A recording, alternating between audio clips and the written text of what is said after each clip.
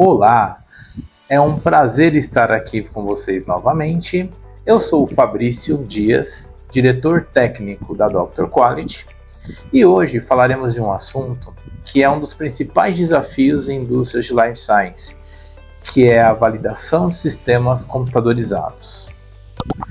A ideia desse vídeo é proporcionar um assunto de forma leve e objetiva, e também contribuir para o conhecimento técnico e o aprendizado nessa área, sendo que a validação de sistemas é um dos principais desafios, dentro da indústria.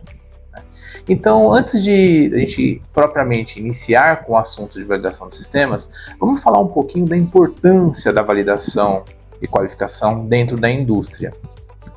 Além de ser uma área normativa com várias regras, conforme os guias da Anvisa em determinadas áreas, sendo ela a parte farmacêutica, veterinária, produtos para a saúde, correlatos, nutracêuticos, saneantes, cosméticos e por aí vai.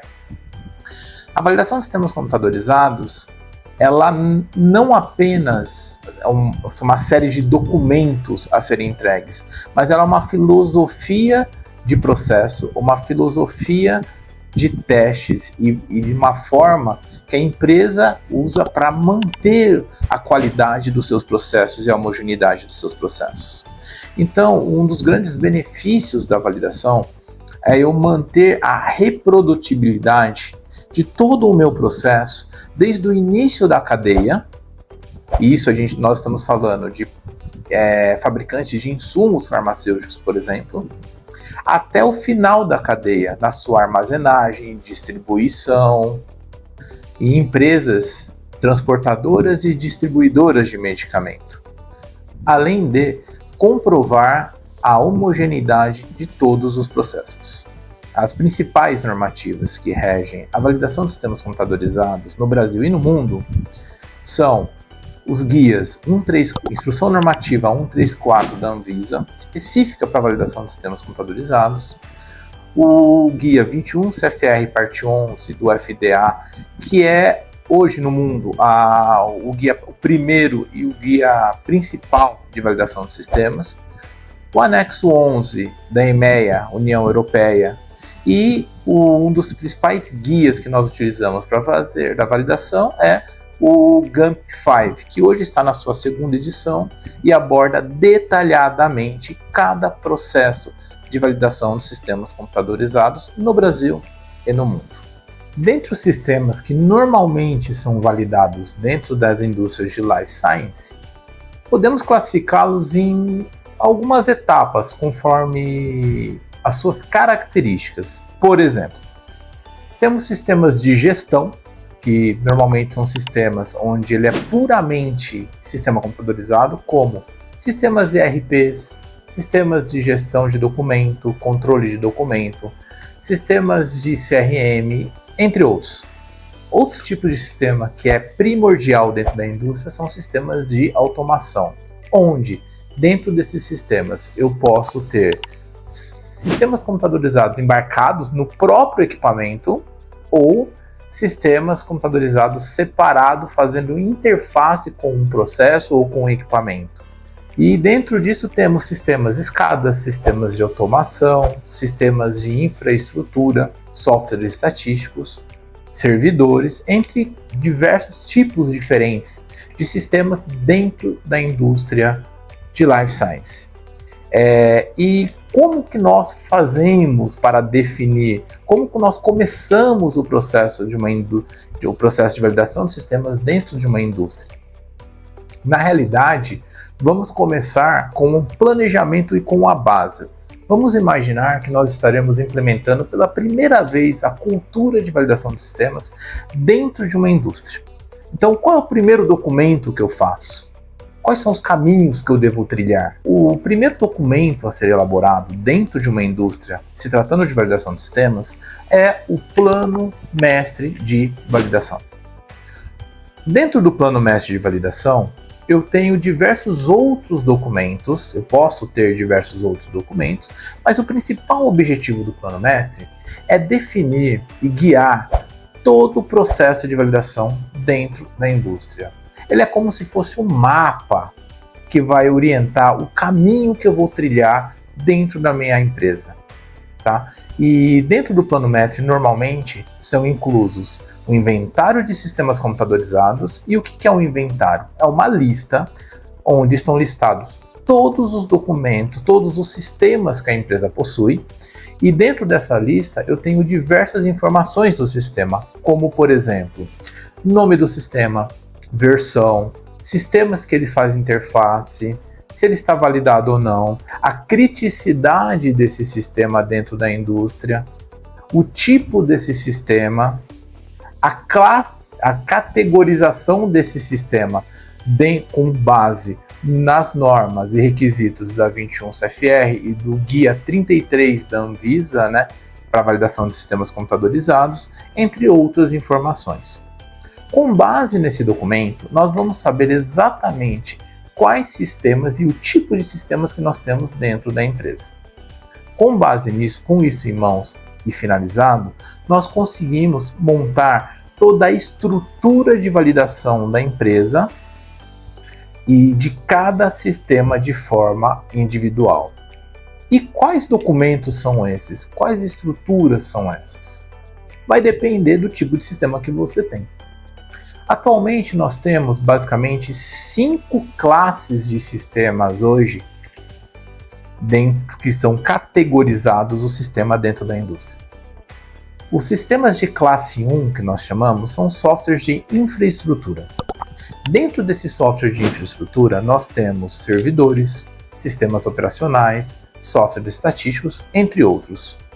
Cada categorização, cada tipo de sistema, eu tenho um requerimento diferente para que seja atendido. Então, sistemas de infraestrutura, basicamente, são sistemas onde nós rodamos outros softwares, onde esses softwares de infraestrutura suportam esses sistemas. A próxima categoria de sistemas é sistemas de categoria 2. Dentro do sistema de categoria 2, no GAMP 4 eram considerados os firmwares, e já para o GAMP 5 essa categoria não é utilizada. A categoria 3 nós chamamos de sistemas não configuráveis, ou vulgarmente chamados softwares de prateleira. Os sistemas não configuráveis são softwares onde eu já tenho um padrão vindo do fornecedor e o mesmo tipo de sistema, as mesmas funcionalidades, com base na versão do software, ele serve para qualquer empresa em qualquer lugar do mundo que ele seja adquirido. Então, comprei um sistema de classe 3 no Brasil, comprei o mesmo sistema no Japão, o funcionamento é exatamente o mesmo. A próxima categoria de sistemas, que são sistemas de categoria 4, são softwares configuráveis. São sistemas onde eu compro esse sistema e configuro ele para uma aplicação específica. Então, não necessariamente esse sistema ele vai funcionar da mesma forma em todas as empresas. Então, dependendo da utilização, eu faço uma configuração um pouquinho diferente entre um processo, uma empresa e outra. Alguns exemplos dessa categoria, nós estamos falando de softwares escadas, sistemas de monitoramento BMS, EMS, padrões de mercado, e sistema LIMS, e entre outros sistemas que nós utilizamos. A última classe que iremos falar é a classe 5 de sistemas computadorizados. A classe 5 é uma classe de sistemas customizáveis. Então, são aqueles sistemas que eles são feitos sob medida para a empresa, desenvolvidos através de ferramentas de programação como Java, Visual Basic, C, entre outros. E ele é único para cada empresa. Uma característica diferente para sistemas de classe 5 é que o processo de validação eu tenho que considerar também a qualificação do fornecedor e as etapas de qualidade, de homologação e construção desse sistema estão sendo seguidas conforme os procedimentos, conforme os guias aplicáveis. Então, para cada classe de sistema que nós temos, eu tenho uma abordagem e uma sequência diferente de testes que nós vamos ver agora. Iniciando o processo de validação de sistemas, nós seguimos um modelo, normalmente, acho que é o modelo mais utilizado hoje em validação de sistemas, que nós chamamos de V-Model. O V-Model, ele é uma metodologia onde eu tenho uma etapa de planejamento e qualificação e validação de design, qualificação de projeto, uma etapa de comissionamento do sistema e uma etapa de qualificação e validação e uma etapa de continuidade do sistema. Então, o primeiro documento dessa etapa nós chamamos de URS. Tá? Então, o que é o URS? Chamadas também de requerimentos de usuário, a URS é um documento onde o cliente determina o que ele espera do sistema. Todo o processo de validação do sistema ele é composto para eu garantir que o sistema atenda a todas as suas necessidades, todos os seus objetivos. Esse é o processo da validação. Só que como eu vou atingir os objetivos se eu não tiver esses objetivos descritos de forma clara e objetiva num documento? Então a URS ela é mandatória tanto para sistemas legados, ou seja, para sistemas que já estão em funcionamento na empresa, quanto e principalmente para sistemas novos, que são sistemas que eu estou adquirindo pela primeira vez ou equipamentos novos dentro da minha empresa. Então a URS ela é extremamente importante para garantir, e é onde o cliente, onde a indústria vai colocar para o fornecedor o que ela realmente deseja que o sistema atenda. A URS é um documento que ele contempla requisitos em formas, pode ser de formas escritas ou em formas tabeladas, mas o mais importante é determinar quais são os requisitos mandatórios que o sistema atende, os requisitos importantes e os desejáveis. E com base nisso, o fornecedor direciona o melhor software ou a melhor ferramenta para atender às necessidades do cliente. O grande problema que hoje a maioria das empresas possuem é que não tem um processo de URS muito bem descrito, o ideal que seja escrito por uma equipe multifuncional, e com isso eu tenho sistemas e equipamentos que não atendam perfeitamente os processos da empresa. Aí o que acaba acontecendo? As empresas têm que adequar os processos para atender às necessidades do software. Sendo assim, a URS é um dos principais documentos dentro de um processo de validação de sistemas na empresa. O próximo documento do V-Model, que normalmente é feito, é um documento chamado de análise de risco. A análise de risco é um documento onde eu mapeio todos os riscos inerentes ao meu sistema e principalmente ao meu processo. Mapeio esses riscos de forma a direcionar a validação e os testes conforme e baseado nos riscos observados. A análise de risco ela tem por função determinar a abrangência e a criticidade e a profundidade da minha validação de sistemas. Então ela é extremamente importante porque através da análise de risco eu consigo saber quais funções são mais importantes e aonde eu vou direcionar maior atenção no meu sistema. Mas qual a melhor ferramenta para estar utilizando? Na legislação ele não fala qual ferramenta deve utilizar. O que nós normalmente tem duas ferramentas que nós usamos para validação de sistemas. Uma é o QRM5 do GAMP, que é uma ferramenta basicamente uma ferramenta qualitativa, né, de avaliação de riscos, ou, que é o mais conhecido, o FEMEA, que o FEMEA é uma ferramenta quantitativa na avaliação de riscos. Mas o objetivo dessas ferramentas, elas são uma só: fazer uma avaliação com base em probabilidade, severidade e probabilidade de detecção de um risco, e com a combinação desses três pilares, nós definimos a prioridade do risco e, de acordo com a prioridade do risco, nós direcionamos o meu processo de validação. O próximo documento da etapa do Model V de validação são as especificações técnicas, funcionais e de configuração. Basicamente, as especificações elas são contempladas em sistemas de categoria 4 e 5.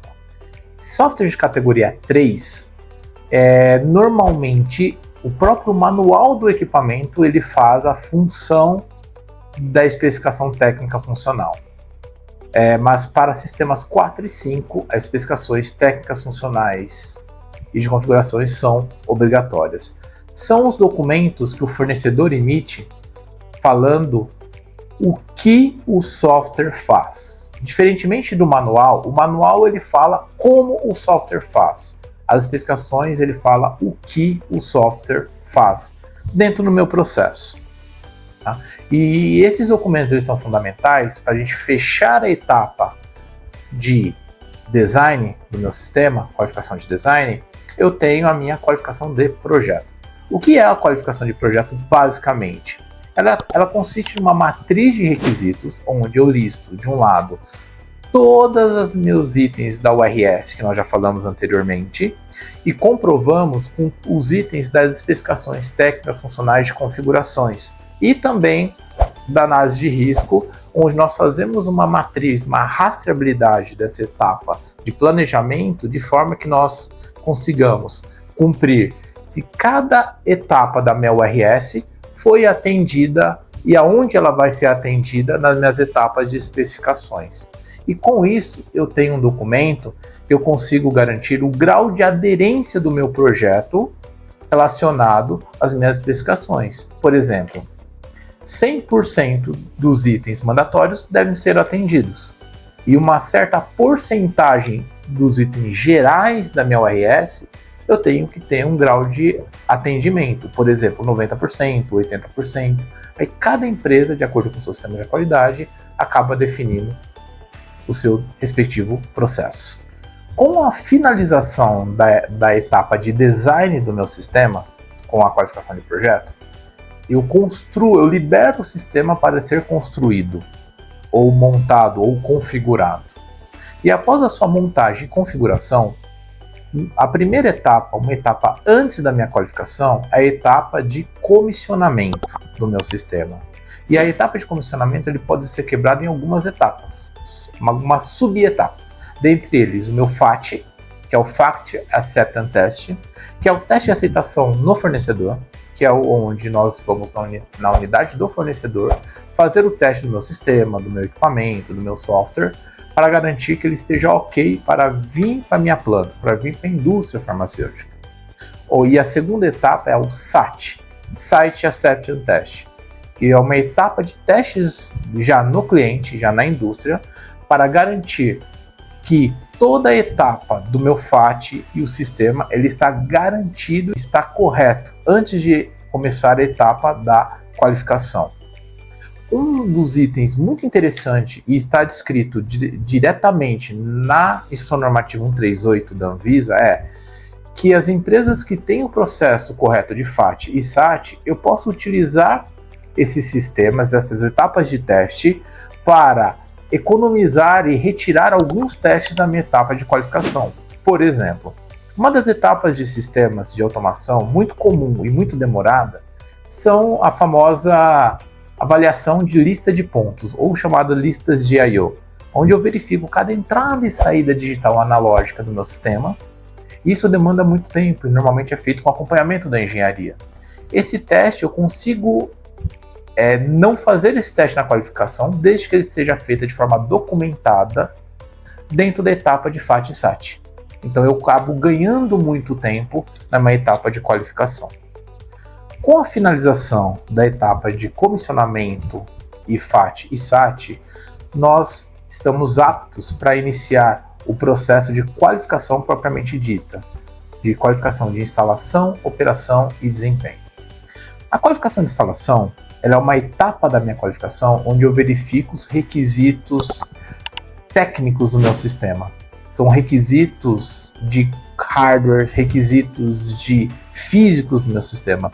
Eu avalio como o sistema está instalado. Dentre eles, eu tenho verificações físicas, então, verificação de tensão, corrente, verificação de nivelamento do meu equipamento, por exemplo, instalações mecânicas, instalações elétricas, documentos, entre outros, que eu verifico que nós chamamos de verificações estáticas do sistema e do equipamento, verificações lógicas de versão de software, se ele está instalado corretamente, para verificar se toda a instalação do meu sistema esteja ok. E é importante que ele seja feita seguindo nessa sequência lógica. Primeiramente a instalação, e após a instalação eu tenho uma aprovação formal do meu sistema.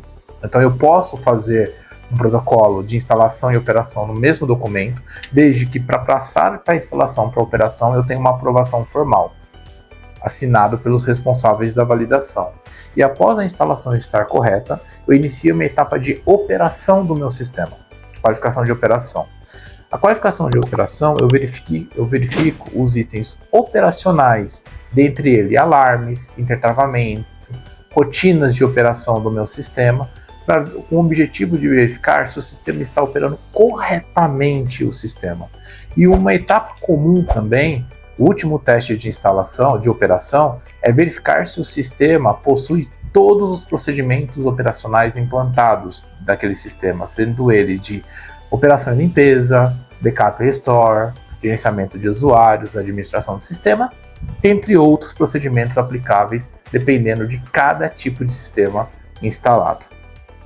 Após a etapa de qualificação e validação do sistema como um todo, eu não termino a minha necessidade de manutenção desse sistema.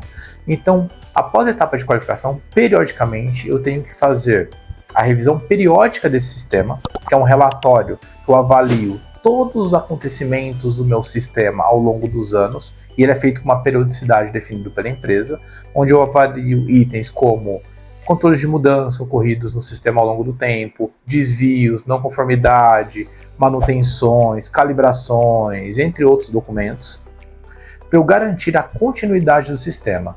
E ele só termina um sistema, a validação, o ciclo de vida dele, na descontinuidade. E lá no final do sistema, quando eu for descontinuar esse sistema, eu tenho que ter um protocolo de teste de descontinuidade do sistema para garantir que eu mantenha os dados do sistema válidos por longos anos, de forma a garantir a rastreabilidade de todo o meu processo. Tá? Então, com isso, nós finalizamos todas as etapas de uma validação de sistemas e conseguimos garantir a qualidade do meu processo ao longo de muitos anos. Finalizamos de forma sucinta e objetiva o assunto de validação de sistemas computadorizados. Caso de dúvidas, entre em contato com a Dr. Quality, teremos o prazer em ajudá-los. E não esqueça de nos seguir nas redes sociais. Até breve!